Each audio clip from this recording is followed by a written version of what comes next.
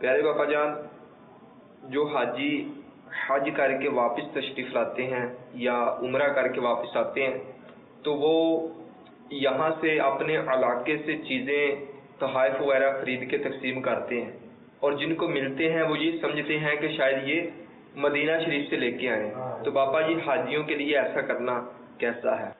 عرف ہے اس پر.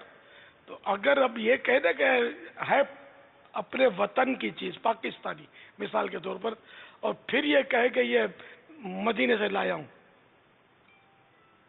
جان بوجھ اگر اسے کہتا ہے کہ یہ مدینے سے لایا ہوں، تب تو ظاہر ہے کہ یہ صاف جھوٹ ہے، گناہ گار ہوگا. اور کچھ نہیں کہتا اور ویسے ہی توفتاً پیش کر دیتا ہے تو اس میں حرج نہیں ہے، کیونکہ یہ بیچارہ کہہ تو نہیں رہا مدینے کا ہے.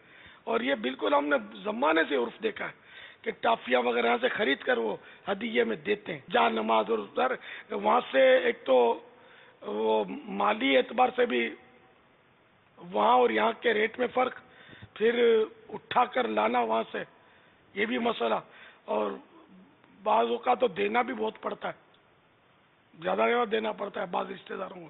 تو اتنا سارا وہ کہاں سے لائیں گے وہ؟ اب یہ کہ ہم کو چاہیے کہ ہم پوچھ لیں. جیسے کہ بارہا ایسا ہوا ہے کہ کسی نے مجھے تحفہ دیا تو میں پوچھتا ہوں کہ یار یہ جس شاپر میں دیا یہ کہاں کی ہے، یہ مدینے کا تحفہ. تو شاپر کے لیے کچھ نہیں بولتے، تو شاپر کہاں کا ہے؟ تو پھر مدینے کا شاپر ہے تو اس کا بھی احترام کریں ہم. تو پھر وہ بتا دیتے ہیں کہ یہ شاپر یہاں کا ہے.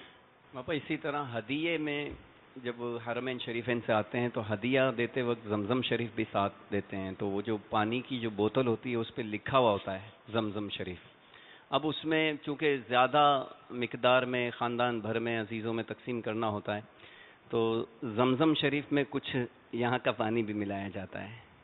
تو اب یہ بھی کہ جھوٹ میں تو مبتلا نہیں ہوتا ہے. واقعی بات تو یہ درست ہے کہ لکھا ہوا تو زمزم ہوتا ہے، زمزم ہوتا نہیں ہے. یہ خالص زمزم یہ سب کو پورا کر نہیں سکتے. تو یہ بھی ہم نے زمانے سے دیکھا ہے کہ پانی مکس کرتے ہیں. میرے کو یوں لگتا ہے کہ اس میں کرنا یہ چاہیے بانٹنے والوں کو، یہ بڑے بوتل دینے کے بجائے چھوٹی بوتل دے. چھوٹی بوتل جتنا بھی نہیں ہے آدھی ور دے خالص زمزم. اگر اگلا احتجاج کرے گا اتنا کیا پکڑا دیا ہے تو اس کو سمجھائے کہ ایک قطرہ 7 سمندر کے لیے کافی ہے. واللہ تعالی اعلم ورسولہ اعلم عز وجل صلی اللہ تعالی علیہ وآلہ وسلم. صلو علی الحبیب صلی اللہ تعالی علیہ